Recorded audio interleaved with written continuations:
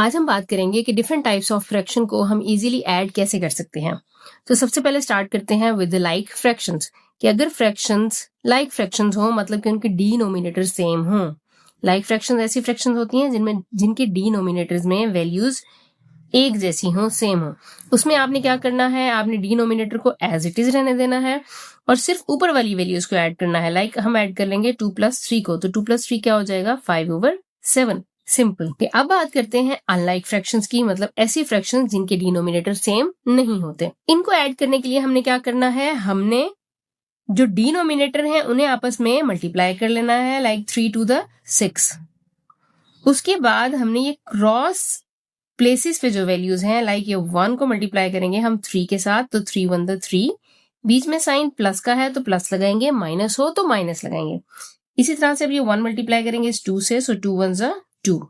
तो क्या आएगा 3+2 5/6। इसी तरह से नेक्स्ट फ्रैक्शन में देखें, डिनोमिनेटर्स मल्टीप्लाई करेंगे, 5×4 = 20, 3×5 = 15 प्लस 4×2 = 8। 15 और 8 को ऐड करेंगे तो क्या आएगा 23। So it will become 23/20। अगर आपको ये मेथड समझ में आ गया है, सो solve this equation and right your answer in the comment section.